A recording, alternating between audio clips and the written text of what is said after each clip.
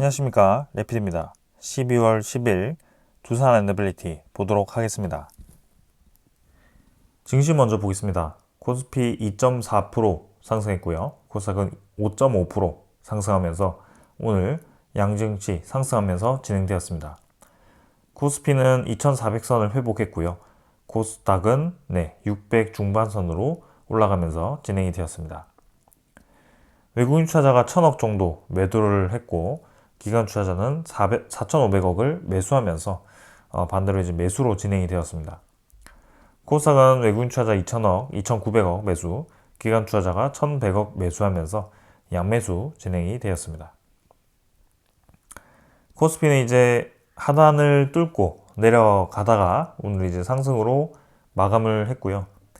그래도 이제 롤러코스터식 하락 상승이기 때문에 지금 이 상황에서 코스피가 반등했다라고 보기는 어려울 거라고 저는 보고 있습니다.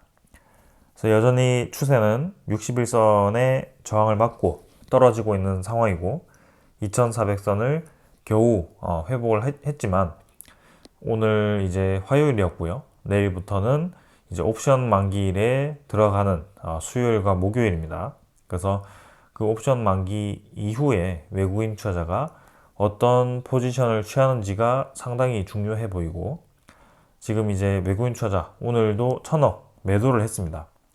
그래서 사실 매수 없이 계속 매도를 이어가고 있는 상황이기 때문에 굉장히 코스피에 불리한 상황이고 기관 투자자가 4,500억을 매수했지만 금융투자 위주로의 매수가 집중되는 모습이었기 때문에 건강한 흐름이었다고 보기는 어렵습니다. 그래서 저점 매수가 집중되었기 때문에 코스피가 좀 올라갔다라고 보시면 될 것 같고요. 이 2.4% 올라갔다고 해서 많이 올랐지만 결국에는 수급적으로는 크게 지금 도움이 되는 수급은 없어 보입니다. 코스닥도 마찬가지고요. 지금 이제 아래 꼬리를 지금 이제 크게 길게 달고 반등을 하긴 했지만 어제 5% 가까이 떨어지고 5% 올랐지만 마찬가지입니다. 이렇게 뭐 떨어졌던 거 그대로 회복한다고 해서 코스닥이 지금부터 반전이 있느냐? 그렇지 않을 수 있습니다. 투자 수급을 보면 어제부터 해서 기관 투자자와 외국인 투자자가 상당히 많은 매수를 해주고 있는데 이 양매수가 진행되었지만 확실히 이제 좀 분리할 수 있다는 것이 보여집니다. 이 코스닥은 특히 수급에 따라서 움직인다라기보다는 좀 이제 전체적으로 계속 떨어지는 분위기 속이었고요. 특히 기술주 위주로의 움직임이 최근에 와서야 좋아질 그런 이유는 없지 않나라는 생각이 좀 들고 있습니다. 해외 증시는 계속 떨어지고 있고요. 나스닥과 다우 하락했습니다. 사실 뭐 최근에는 계속 보합 수준이었죠. 그리고 니케이도 0.5% 올랐고 상해 종합도 0.6% 정도 올랐습니다. 그래서 보합 수준에서 약하게 올라가는 모습이었고요. 코스피 급등을 했지만 여전히 낮은 상황입니다. 그래서 우리나라의 그런 정국이 계속 이 극단적으로 치닫고 있기 때문에 그 극단적인 상황에서 이 투자자들은 계속해서 이탈할 수 있는 상황이 만들어지고 있는 것이고 이러한 불확실성이 오래 이어지면 이어질수록 어려운 상황이다라는 것이 보여집니다. 환율은 1432원으로 진행이 되었고요. 0.7원 정도 지금 상승해서 진행 중입니다. 자, 어제까지만 하면 이제 1440원 가까이 올라갔었는데 잠깐 좀 조정을 받는 듯 하면서 환율이 다시 꼬리를 달고 올라가기 시작합니다. 이 쉽사리 지금 떨어지지 않고 있다는 것이 문제인 거고요. 1430원대를 지금 이제 넘어서서 계속 높이 유지가 되고 있습니다. 그래서 21선을 지금 갭을 벌리고 벌어지는 상황 속에 상당히 크게 올라가는 분위기고 이 환율이 아주 높게 유지가 된다는 것은 우리나라의 그런 지수에 상당히 부담스러운 상황이다. 점점 이제 수입품들에 대해서 이 우리나라의 환손실, 그죠? 을 볼 수밖에 없고, 점점 이제 그런 에너지 수입이라든지 그런 이제 가격이 부담스러워지는 상황이 만들어지고 있는 상황입니다. 그 다음에 이제 지수 선물인데요. 선물 지표는 미국 증시가 이렇게 뭐 약하게 보합 수준으로 진행이 되고 있고요. 유럽 증시는 0.2% 정도 하락하고 있습니다. 그래서 비슷하게 움직이고 있습니다.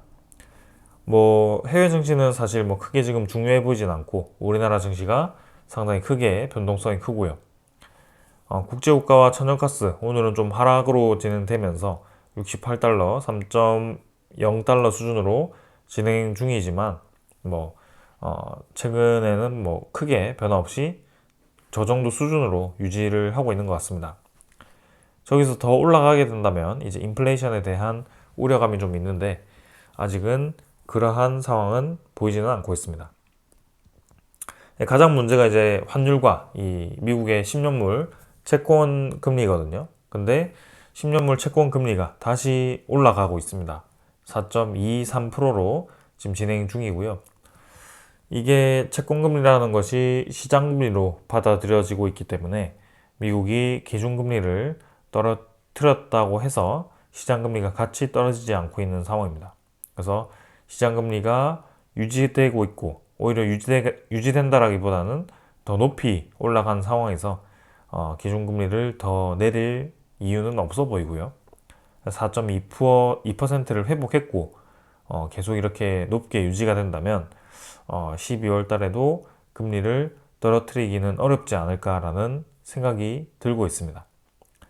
그래서 기존에 기준금리를 떨어뜨렸을 때는 4.6% 수준에서부터 이 시장금리가 같이 떨어졌었거든요. 3.6%. 근데 트럼프가 당선된다라는 그런 분위기 속에 이 시장금리가 올라가기 시작했고 그 이후로도 계속 높게 유지가 되고 있습니다.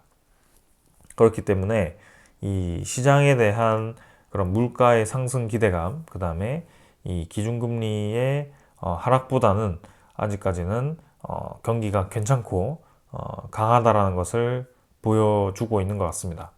그래서 미국이 12월 달에 금리를 내리지 않을 경우에는 우리나라에 더 부담스러운 상황이 생기는 것이기 때문에 그것 또한 우리가 주시할 필요가 있겠다라는 생각이 들고 있습니다.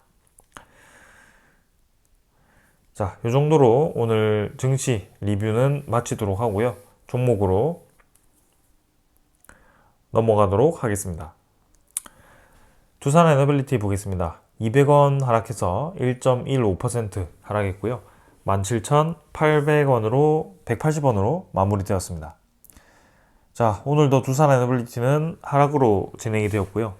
코스피가 상승을 했지만 사실 뭐 크게 변동 없이 진행이 되었습니다. 오늘 관련 테마들도 사실 뭐 올라가는 테마도 있었고 좀 떨어지는 테마들도 있었는데 특히 한전기술과 두산에너빌리티는 좀 떨어지는 분위기로 형성이 되었고요. 시장에 대해서 굉장히 소외되는 분위기로 형성이 되었습니다. 시간의 거래는 4만 5천 주까지 이렇게 거래가 마지막까지 실리면서 좀 힘을 받으면서 진행이 되었는데 뭐 80원 정도 올라갔죠. 그래서 크게 뭐 올라가지 않았고요. 상승으로 마감되었지만 뭐 중요해 보이지는 않습니다.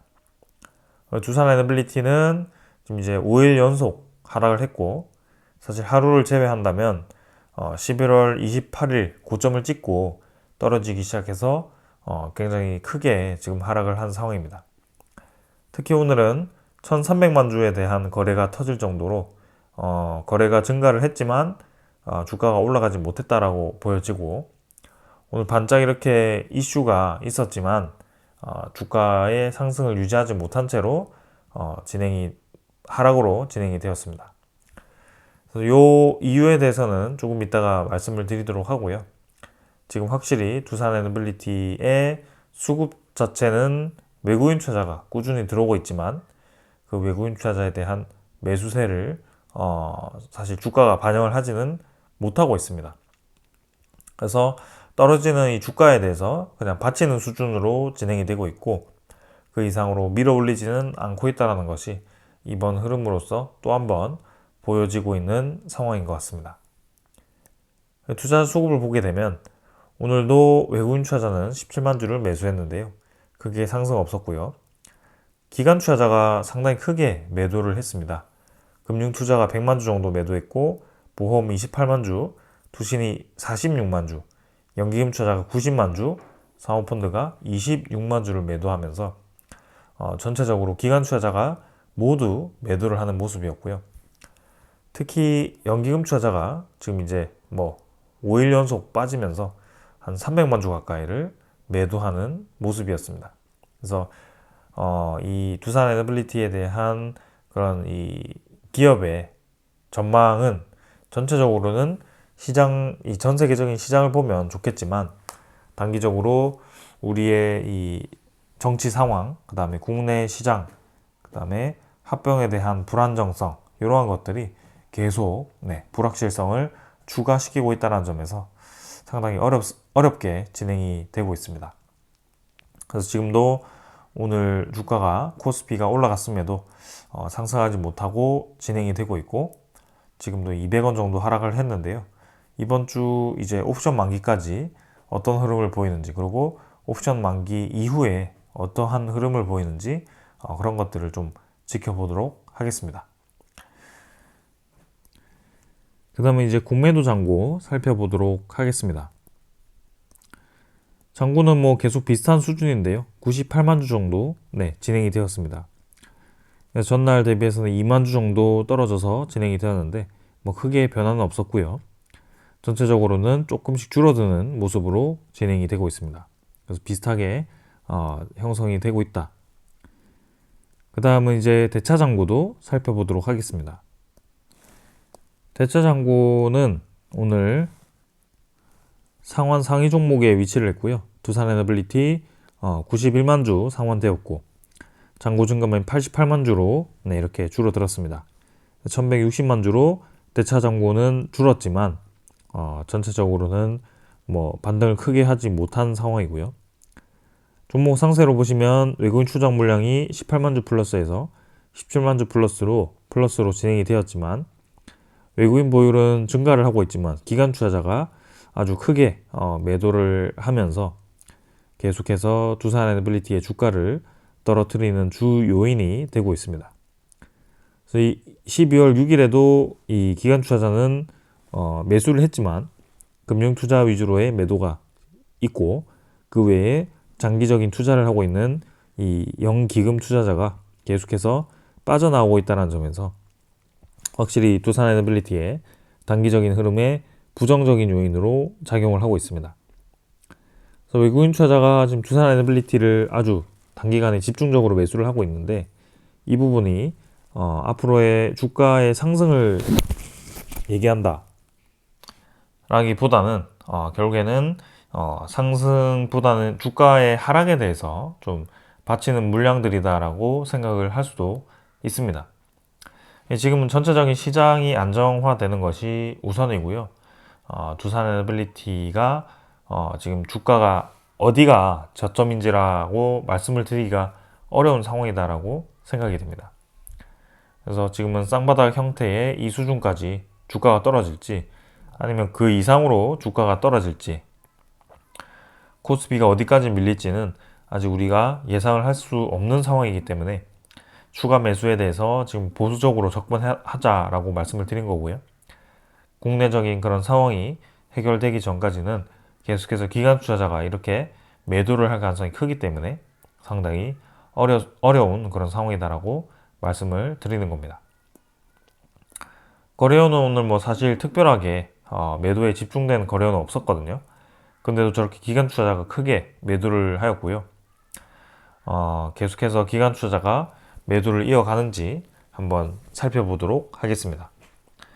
그 다음 이제 오늘 여기까지 기술적인 부분들 말씀드렸고 종목에 대한 소식들 전해드리도록 하겠습니다. 먼저 전해드릴 소식은요. 결국에는 두산 에너빌리티가 사업 재편을 철회를 하였죠. 그래서 오늘 공시가 되었고요. 비상계엄에 대한 타격으로 두산 에너빌리티 주가가 폭락을 했고 여기에 대해서 분할과 합병안에 대한 주주총회가 취소되었다라고 공지가 되었습니다. 결국에는 지금 이제 내용을 살펴보게 되면 주가가 폭락했기 때문에 더 이상 이제 분할 합병안이 주주총회를 통과하기 어렵다라고 판단했다. 이렇게 이유를 제시하면서 이거를 철회를 해버렸습니다. 그 내용은 뭐냐? 매수 청구권에 대한 금액이 증가할 걸로 예상이 되었고, 그거를 투자하면서까지 분할을 할 필요가 없다라고 판단했다라고 생각하는 것 같습니다. 결국에는 손해 볼 것 같으니까 이렇게 합병 철회를 한 거고요. 합병을 진행한 것부터가 좋지 못한 상황이었다는 것이 지금으로서 드러나는 상황입니다. 그러니까 뭐 중간에 이렇게 탄핵에 대한 그런 가능성이 높아지고 계엄에 대한 상황이 벌어지고 이러한 이제 특정한 상황이 벌어지긴 했지만 결국에는 그 무수한 반대를 무릅쓰고 무리하게 진행했던 이 상황이 본인들의 또 이제 이득이 되지 않을 것 같으니까 바로 이제 철회를 해버리는 그런 상황이 돼버린 거고요. 그만큼 이제 로보틱스와 두산밥켓의 시너지를 중요시했다면 합병을 진행하는 것이 맞겠죠. 지금 이러한 상황 속에서도. 근데 그렇지 않다라는 것이 이번에 드러나는 상황이었습니다. 아무튼 이 상황으로 지금 이제 합병이 철회가 되었기 때문에 우리 입장에서는 보험으로서 이 작용을 하려고 했던 이 매수 청구권이 날아가 버렸습니다. 반대를 제가 행사하자라고 말씀을 드렸고 거기에 대해서 반대에 대한 방법을 말씀을 드렸습니다. 근데 그 방법이 지금 이제 필요가 없는 상황이 되어 버렸고요. 매수 청구권은 이제 없는 상황이 되어 버렸습니다. 자, 그래서 지금 이제 두산 에너빌리티 입장에서는 이 두산밥켓을 떨어뜨리지 못하는 상황이 되었는데 그 대신에 사업에 대한 그런 비용을 마련하기가 어려워진 상황이다. 근데 두산밥켓을 꼭 넘기지 않는 방향이더라도 반대로 이제 뭐 두산밥켓을 그대로 유지하면서 두산 큐벡스라든지 뭐 혹은 다른 이제 기업들을 좀 두산 지주사가 이렇게 매수를 하는 차원에서 두산 에너빌리티에 돈을 밀어줄 수도 있는 그런 상황인데요. 결국에는 본인들이 이렇게 여기저기 연결 짓는 그런 이 이득을 보기 위해서 짜놓은 판이 역으로 생각을 하다 보니 나온 안이 이렇게 분할 합병을 해서 두산 에너빌리티에다가 돈을 주는 식이지만 결국에는 두산 밥켓을 두산 로보틱스에 붙이는 좀 그러한 안이 나온 것이겠죠.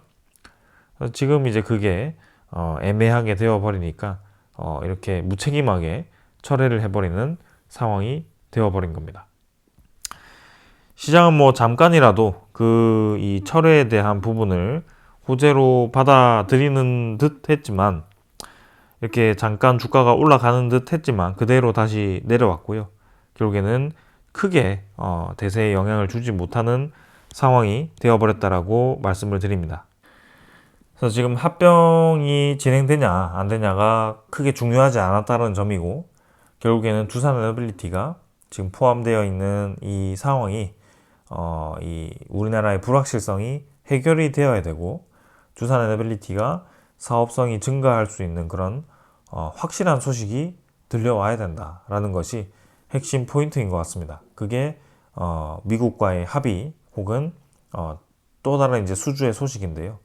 지금은 그런 것들이 들려오지 않는다면 계속 이러한 불확실성이 가중이 되면서 외국인 투자자라든지 기관 투자가 아주 과도하게 매도할 가능성이 큽니다. 그래서 그러한 부분들이 상당히 우려스럽다는 점을 말씀을 드리고 있습니다. 지금 원전 에너지만 문제가 아니고요. 풍력 에너지들도 뭔가 문제가 생기고 있습니다.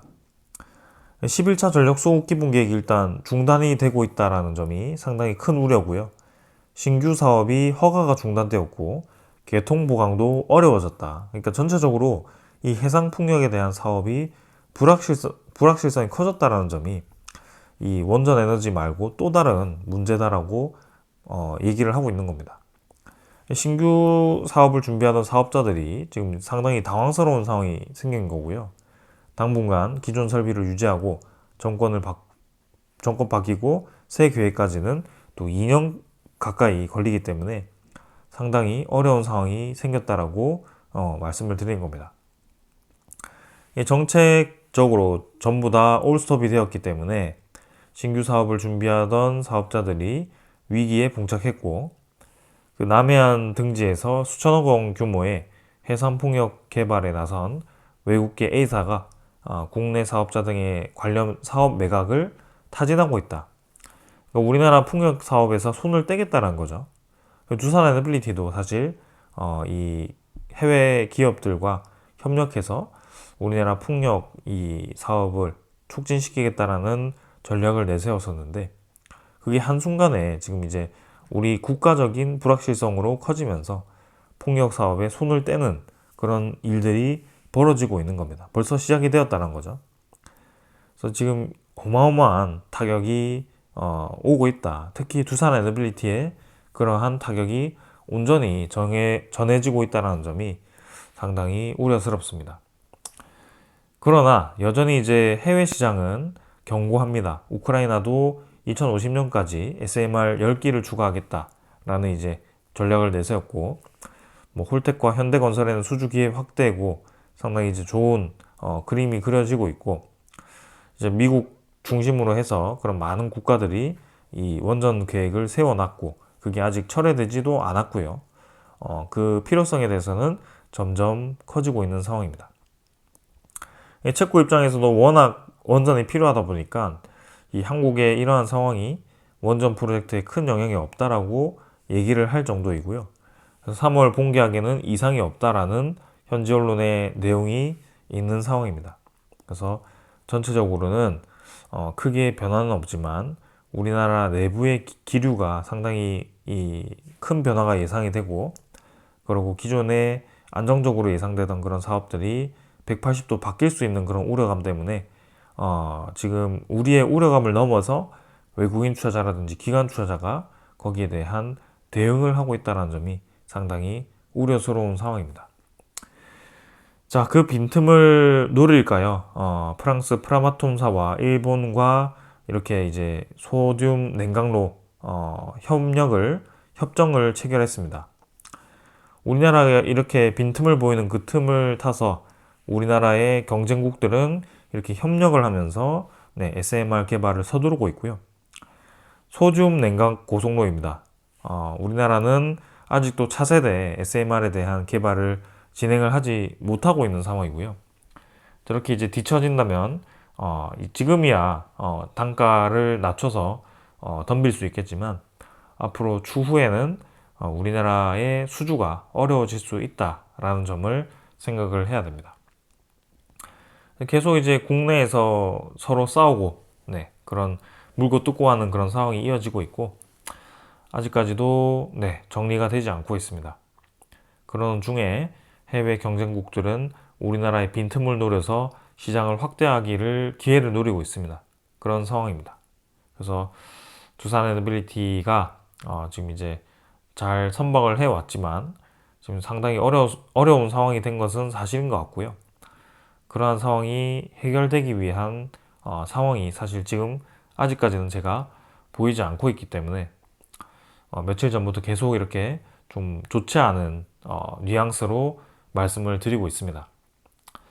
그래서 뭔가 이제 변화가 생기기 위해서는 이러한 이 국정의 그런 정쟁의 상황이 해결이 되어야 되고, 이제 어떤 정권이 들어서든지 우리나라 내부에 원전 에너지가 필요하다는 것을 서로 이제 인정을 하고, 그리고 해외의 저런 이제 경쟁 국가들, 경쟁 기업들을 이기기 위해서, 이제 대응을 하기 위해서 R&D라든지 혹은 우리도 다른 국가와의 협력을 적극적으로 추진을 해야 될 때가 아닌가라는 생각을 하고 있습니다. 그래서 그러한 건설적인 방향으로의 상황이 좀 만들어져야지만 두산 에너빌리티가 다시 한번 힘을 받아서 좀 올라갈 수 있을 거라고 생각이 되고요. 지금은 좀 계속해서 공격을 받는 입장이기 때문에 조금 어렵다. 그리고 이 합병이 취소되었지만 그것마저도 불확실성으로 작용을 하고 있다는 점이 상당히 우려스럽습니다. 자, 그래서 오늘 뭐 특별한 소식은 더 없고요. 요 정도로 이제 말씀을 드리고요. 빠르게 이 상황이 정리되었으면 하는 바람이고, 이제 12월도 2주 정도 남았는데요. 그 상황이 해결되기를 기대하면서 오늘도 여기까지 하고 내일 뵙도록 하겠습니다. 자, 오늘 여기까지 하겠습니다. 감사합니다.